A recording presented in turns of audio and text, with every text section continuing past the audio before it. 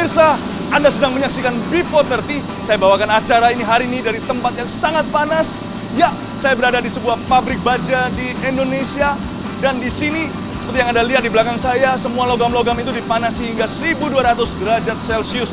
Betul, ini serius ini. Saya bisa rasakan, bahkan punggung saya sekarang terbakar sekali. Di tempat ini saya mau bicara kepada Anda tentang sebuah cerita di Alkitab, yaitu Sadrak, Mesak, Abednego, bagaimana mereka dibuang hidup-hidup, dilempar ke dalam dapur api, tapi mereka selamat. Betapa besar kuasa dan mujizat yang Allah tunjukkan bagi orang-orang yang mencari Dia, bukan mencari berkat-berkat maupun mujizatnya saja. Jadi please jangan kemana-mana, sebab hari ini sebelum 30 menit acara ini berakhir, saya yakin Anda semua pasti akan diubahkan. Setiap pemirsa pasti menemukan kunci kepada mujizatmu, dan setiap tubuh Anda yang sakit pasti disembuhkan. Setiap dosa juga pasti akan diampuni. Tetap bersama dengan saya akan bawa Anda semuanya keliling pabrik yang luar biasa ini. Clap your hands in the air.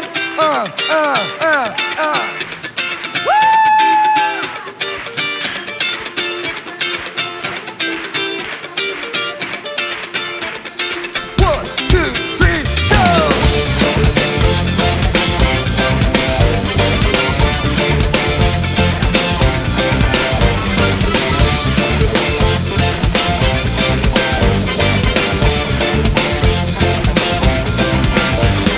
Tuhan menetapkan semua langkah umatnya,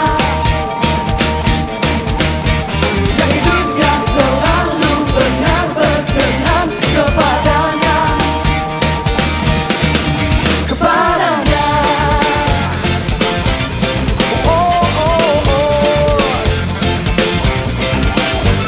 Apabila dia jatuh takkan dibiarkan tergeletak, sebab Tuhan yang akan selalu menopang tangannya. Katakan bersamamu selamanya. Bersamamu selamanya, takkan goyah. Oh, oh, oh, oh, oh, bersamamu Tuhan. Oh, oh, oh, oh, oh, takkan goyah. Oh, oh, oh, oh, oh, engkau belum batu dan menara kekuatan.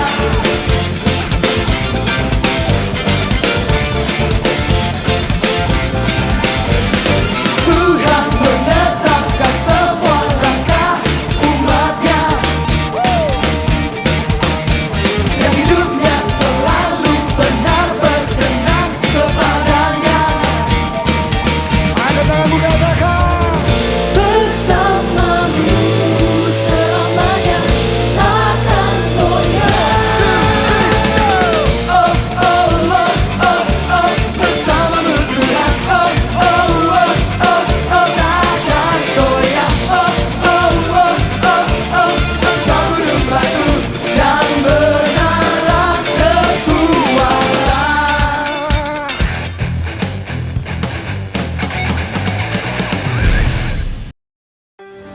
Mengejar Tuhan bukan mujizat. Langsung kita baca cerita luar biasa bagaimana Tuhan menyelamatkan Sadrak, Mesak, dan Abednego di Daniel pasal 3 ayat 13. Kita baca bersama-sama. Sesudah itu Nebukadnezar memerintahkan dalam marahnya dan geramnya untuk membawa Sadrak, Mesak, dan Abednego menghadap. Setelah orang-orang itu dibawa menghadap raja, berkatalah Nebukadnezar kepada mereka, apakah benar, hai Sadrak, Mesak, dan Abednego, bahwa kamu tidak memuja dewaku dan tidak menyembah patung emas yang kudirikan itu? Sekarang jika kamu bersedia, demi kamu mendengar bunyi sangkakala, seruling, kecapi, rebab, gambus, serdam, dan berbagai-bagai jenis bunyi-bunyian, sujudlah menyembah patung yang kubuat itu. Tapi jika kamu tidak menyembah, kamu akan dicampakkan seketika itu juga ke dalam perapian yang menyala-nyala. Dan dewa manakah yang dapat melepaskan kamu dari dalam tanganku?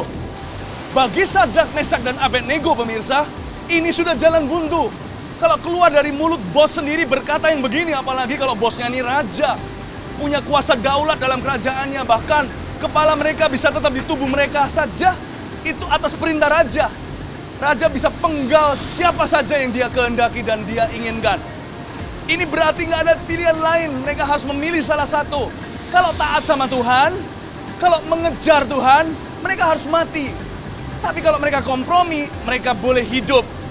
Mungkin di dalam hati mereka berpikir sejenak. Mungkin. Saya nggak yakin mereka berpikir begitu. Yang pasti kalau Anda dan saya dalam situasi seperti itu, pasti kita dicobai untuk berpikir kompromi. Apakah pasti Tuhan nggak keberatan lah ya. Masa toh Tuhan akan marah kalau kita cuman menunduk seperti ini di depan patung emas yang dibikin oleh raja. Kalau itu berarti kita bisa menyelamatkan diri. Bukankah itu adalah keputusan yang paling pintar, yang paling cerdik untuk melarikan diri dari maut? Kalau Tuhan nggak tolong kan, kita bisa tolong Tuhan, bantu Dia untuk menolong kita. Dengan jalan kita menolong diri sendiri lewat jalan kompromi. Tapi yang namanya taat ya taat. Yang namanya kejar Tuhan, kita nggak boleh pelin-pelan. Kejar Tuhan, tapi juga mementingkan kepentingan dan keselamatan diri. Kalau tidak bertentangan, nggak apa-apa. Tapi kalau sudah diperhadapkan dengan sebuah pilihan, hidup atau mati, pilihlah Tuhan. Tetap pilihlah Yesus. Ada orang-orang tertentu yang merasa, Tuhan pasti nggak keberatan. Tapi sebenarnya ketika mereka kompromi, mereka kehilangan hubungan mereka dengan Tuhan. Sama seperti Yudas Iskariot menjual Yesus dengan 30 keping perak. Waktu dia mau beli Yesus kembali sudah nggak bisa, maka dia harus satu-satunya jalan yang dia dapat pikirkan yaitu bunuh diri dan masuk ke neraka. Jangan pernah jual Tuhanmu. Jangan pernah tukarkan dengan apapun, termasuk dengan keselamatan dirimu. Di berbagai tempat di dunia ini, di berbagai negara, di mana kekristenan dianiaya, gereja-gereja ditekan, Injil ditolak dan ditentang. Banyak orang yang sudah meninggal dunia karena mereka dibunuh demi iman mereka kepada Kristus. Mereka disebut martir-martir. Ada dalam sejarah gereja, martir-martir di seluruh dunia yang taat sampai mati karena mereka mengejar kehendak Allah dan bukan perkenanan manusia. Kalau sampai kita diperhadapkan di taraf itu, percayalah, keputusan terbaik tetap adalah berpegang teguh pada Yesus. Jadi jangan sampai kita menjual Dia karena karir, meninggalkan iman kita pada Yesus. Demi apa? Demi promosi di tempat kerjaan kita, demi naik jabatan, atau di dalam pernikahan. Nggak apa-apa, aku jual sebentar Tuhan Yesus, nanti pelan-pelan siapa tahu saya bisa ajak pasangan saya, suami atau istri saya ke gereja. Sekarang nggak apa-apa, aku tinggalkan sebentar ya Tuhan, sebentar ya Tuhan. Tuhan nggak bisa digitukan. Tuhan kita tidak pernah dijual, tidak pernah untuk diperjualbelikan. Tuhan kita juga tidak pernah yang namanya kalau kita di toko-toko swalayan, department store, di mall-mall, ada yang namanya diobral. Tuhan kita bukan untuk obralan. Sebentar ia suka diangkat, tidak suka ditaruh kembali. Tuhan nggak seperti itu. Sekali kau lepaskan Dia, kau kehilangan keselamatanmu selama-lamanya. Jangan pernah lakukan itu demi apapun. Waktu raja itu berkata sama Sadrak, Mesak, Abednego, interesting atau menarik sekali. Raja itu berkata, jikalau engkau bersedia ketika engkau mendengarkan suara musik-musikan ini, sujudlah menyembah kepada patung emas yang kubuat, maka engkau selamat. Kata jikalau engkau bersedia, itu artinya jikalau kau pandang baik seperti yang dipandang baik oleh semua orang di istana dan wilayah kerajaanku. Ingat pemirsa, apa yang baik di mata manusia nggak tentu benar di mata Allah. Pilihlah bukan yang baik, pilihlah yang benar di mata Tuhan. Maka saya yakin Tuhan pasti bisa memeliharamu. Tuhan pasti bisa menjagai orang-orang yang setia. Bahkan Tuhan bisa melindungi mereka. Tanpa diminta pun Tuhan bisa melakukan mujizat bagi Anda dan saya hari ini juga. Kita baca ayat berikutnya. Kita lihat ayat 16. Lalu Sadrak, Mesak, dan Abednego menjawab Raja Nebukadnezar, tidak ada gunanya kami memberi jawab kepada Tuanku dalam hal ini. Jika Allah kami yang kami puja sanggup melepaskan kami, maka Ia akan melepaskan kami dari perapian yang menyala-nyala itu dan dari dalam tanganmu ya Raja. Tetapi seandainya tidak, hendaklah Tuanku mengetahui ya Raja bahwa kami tidak akan memuja dewa Tuanku dan tidak akan menyembah patung emas yang Tuanku dirikan itu. Ingatlah pemirsa bahwa Sadrak, Mesak, Abednego Ketiga-tiganya adalah orang kepercayaan raja atau pegawai utamanya. Sekalipun mereka sudah menjawab raja dengan sesopan-sopan mereka, tapi tetap jawaban mereka tidak bisa diterima oleh raja tentunya. Karena mereka berpegang teguh pada prinsip mereka. Bagi mereka ini bukan cuma semacam style atau ini sesuatu yang sifatnya bisa fleksibel atau mudah bisa mereka kompromikan.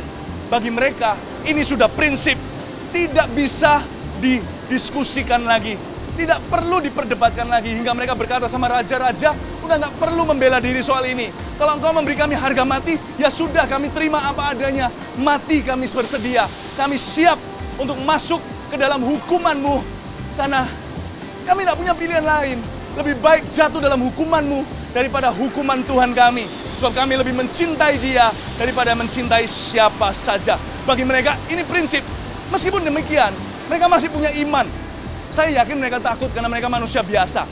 Saya lihat lempengan-lempengan besi dan baja seperti ini aja, saya nggak berani mendekat. Saya yakin kalau saya pegang, tangan saya langsung jadi matang. Saya takut. Bukan karena saya takut mati, tapi saya tahu ini pasti menyakitkan sekali.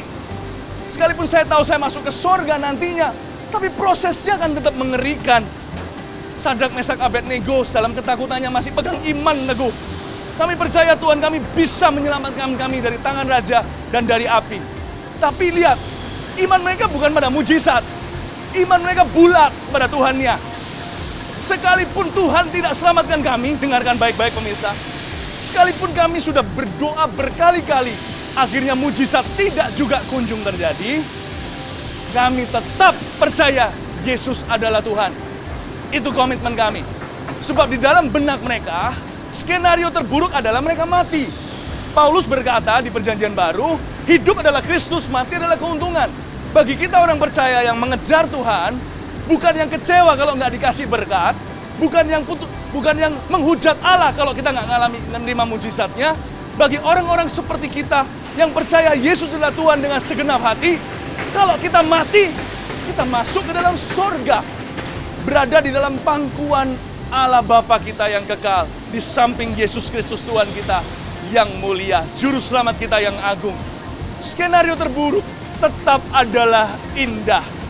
Pandanglah ke atas, jangan pada keadaanmu. Sebab ketika engkau lakukan itu, kejutan mudah terjadi. Seperti yang dialami oleh Abednego, Sadrak dan Mesak saudaranya di dalam perapian api. Nah sekarang mari kita lihat reaksi raja itu. Mudah ditebak, raja pasti marah sekalipun mereka sudah sesopan-sopannya menjawab dia. Mari kita lihat ayat 19. Maka meluaplah kegeraman Nebukadnezar. Seperti yang kita prediksikan tadi. Air mukanya berubah terhadap Sadrak, Mesak, dan Abednego. Lalu diperintahkannya supaya perapian itu dibuat 7 kali lebih panas dari yang biasa. Kepada beberapa orang yang sangat kuat dari tentaranya dititahkannya untuk mengikat Sadrak, Mesak, dan Abednego dan mencampakkan mereka ke dalam perapian yang menyala-nyala itu. Lalu diikatlah ketiga orang itu dengan jubah, celana, topi, dan pakaian-pakaian mereka yang lain dan dicampakkan ke dalam perapian yang menyala-nyala. Karena titah raja itu keras, dipanaskannya lah perapian itu dengan luar biasa, sehingga nyala api itu membakar mati orang-orang yang mengangkat Sadrak, Mesak, dan Abednego ini ke atas. Tetapi ketiga orang itu, yakni Sadrak, Mesak, dan Abednego, jatuh ke dalam perapian yang menyala-nyala itu dengan terikat. Hari itu, raja kehilangan orang-orang terbaiknya. Kalau di Indonesia, Kopassusnya atau Paspampresnya atau pasukan khususnya yang paling kuat. Mengapa? Karena apinya yang sudah cukup panas tadi itu, yang cukup membakar satu gedung, dipanaskan 7 kali lipat, tidak tanggung-tanggung. Karena raja geram dan marah, raja tersinggung, sekalipun hamba-hamba Allah Sadrak, Mesak, Abednego sudah menjawab dia dengan sesopan-sopannya. Mungkin dunia marah dengan Anda, mungkin Anda meresikukan dicopot jabatannya, mungkin Anda merasa seperti dikucilkan, ditertawakan teman, diusir dari rumah karena Anda mengikut Yesus, jadi orang Kristen katanya. Tapi jangan takut, turunnya itu sebentar saja. Sekalipun turun lebih bawah pun Sadrak, Mesak, dan Abednego bersedia kok. Karena keselamatan itu tiada taranya. tidak bisa dibeli dengan emas, perak, dan permata. Dunia di mana kita hidup ini sementara saja. Kalau kita mati, ada hidup yang kekal. Dan dalam hidup yang kekal itu kita menerima pahala. Penderitaan kita sekarang ini tidak ada artinya. Tapi saya yakin, kalau kita dibawa turun cuma sebentar aja. Karena pasti ada pembelaan Tuhan. Dan hari itu, apinya begitu panas. Bahkan pasukan khusus raja yang paling kuat, yang paling tahan, yang paling hebat gemblengannya, yang paling kebal, tidak menjamah api itu, tidak kena. Bermeter-meter jauhnya langsung meninggal dunia. Sebuah drama yang mengerikan sebelum 3 orang itu dianiaya. Tapi mereka memandang kepada Tuhan, mereka mengejar Tuhan. Mereka nggak peduli, Tuhan yang dia kejar sampai kekal. Tuhan yang dia pandang sampai selamanya. Pengejaran mereka akan Tuhan nggak berakhir di hidup sekarang ini. Kalau mati pun mereka rasa itu adalah jalan yang terbaik. Kalau itu jalan satu-satunya, nggak apa-apa. Karena mereka bisa lanjut di sorga dengan Tuhan. Mereka tidak mau kompromikan, mereka tidak mau jual Tuhannya. Tapi ini kabar baiknya. Tidak ada kabar buruk bagi orang percaya. Ya, yang ada hanyalah kabar baik. Kenapa begitu? Karena Alkitab berkata, Tuhan itu bersedia bekerja dalam perkara baik maupun buruk, dalam hal-hal yang gampang maupun susah, dalam sesuatu yang positif maupun negatif, untuk mendatangkan kebaikan bagi setiap orang yang percaya kepadanya, yang mengejar dia, mengejar kehendaknya, bukan kepentingannya sendiri. Orang-orang yang mencari wajahnya tidak akan dikecewakan oleh Tuhan. Saya yakin itu adalah Anda dan saya. Dan hari ini Tuhan mau menunjukkan kebesarannya, kekuatannya, kemuliaannya lewat kejadian hidupmu.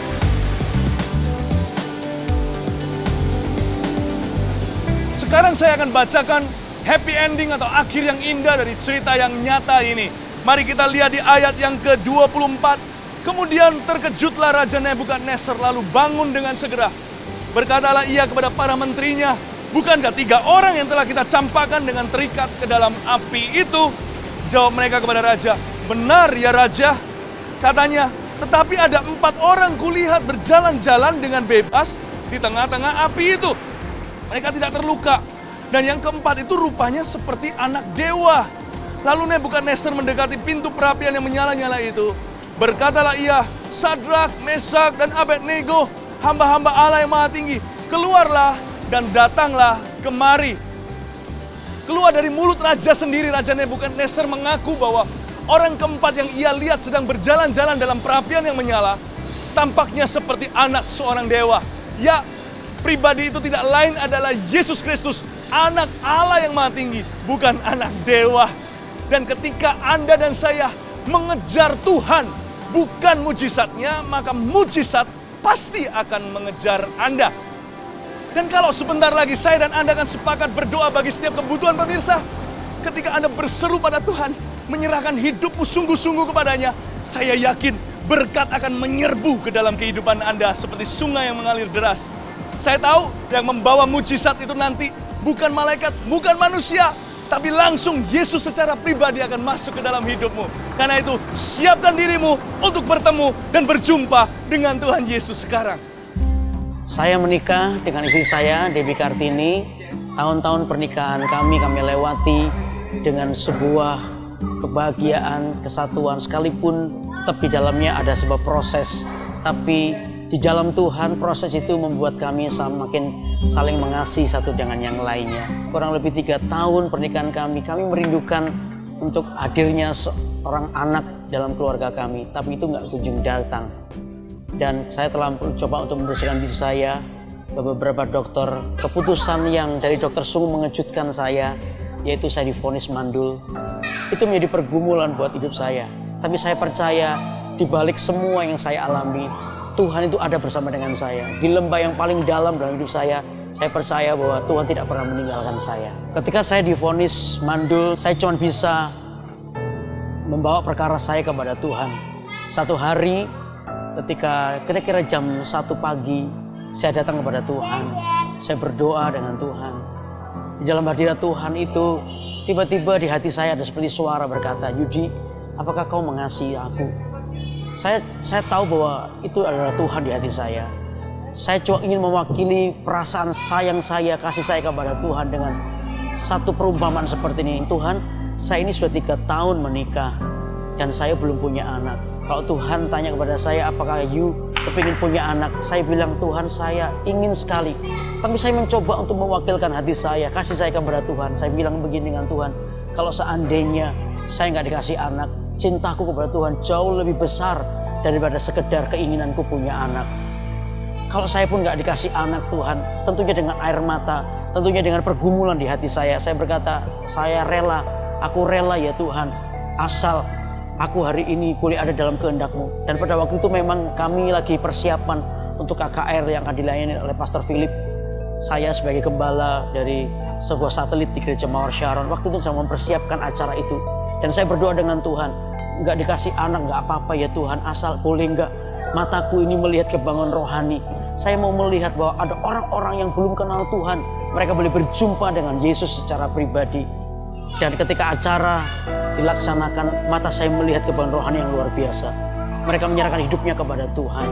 Saya berdoa dengan Tuhan bahwa cukup bagi aku untuk melihat kebangunan rohani. Asal mataku melihat kebangunan rohani, aku nggak punya anak, nggak apa-apa ya Tuhan. Tapi Tuhan itu baik. Apa yang saya doakan yaitu anak. Ketika hari-hari itu istri saya datang bulannya terlambat, dan tiba-tiba pagi hari ketika jam 5 pagi dia periksa, dia berteriak dari kamar mandi. Saya kaget, saya pikir istri saya terjatuh. Ternyata dia tunjukkan bahwa hasilnya positif. Saya masih belum yakin. Paginya jam 8 pagi saya bawa dia ke dokter. Dan ketika dokter memeriksa, saya sudah siap dengan sebuah berita yang paling buruk sekalipun karena sudah terbiasa. Tapi sekali lagi Tuhan menunjukkan mujizatnya buat saya. Ternyata di dalam kandungan istri saya ada benih ilahi, di mana benih mujizat terjadi lewat pernikahan kami. Tuhan menjawab doa kami. Dari KKR kebangunan rohani terjadi, banyak jiwa-jiwa yang dimenangkan, dan istri saya hamil oleh karena kasih karunia Tuhan. Di tengah keputusan yang tidak mungkin, tapi saya melihat sesuatu yang mungkin, karena saya percaya ketika urusan kerajaan surga terlebih dahulu kita dahulukan, maka Tuhan akan sungguh-sungguh menyempurnakan. Tuhan akan memperlengkapi semua kebutuhan kita dengan cara yang ajaib. Dan hari ini saya dikarunia Tuhan bukannya 1 anak, tapi 2 anak. Puji Tuhan, anak-anak yang manis-manis dan takut akan Tuhan. Ini adalah anak-anak saya yang manis-manis, dan keluarga kami diperlengkapi dengan kebahagiaan karena anak. Dan saya percaya semua karena Tuhan, keluarga kami bahagia, dan semua untuk kemuliaan nama Tuhan. Bagi saudara yang hari ini dalam persoalan yang berat, jangan takut. Dalam lembah bayang maut sekalipun, Tuhan ada di sana bersama dengan saudara. Dia siap untuk melakukan mujizat, sebab Tuhan suka untuk memulihkan. Tuhan suka untuk melakukan mujizat buat kehidupan saudara. Terimalah mujizat Anda di dalam nama Yesus. Amin. Mengejar Tuhan bukan mujizatnya. Mari sekarang pemirsa, kita menghampiri tata Tuhan dengan kasih. Karena Allah kita adalah Allah yang sangat pribadi. Ulurkan tangan Anda ke depan televisi Anda atau dimanapun Anda menyaksikan ini.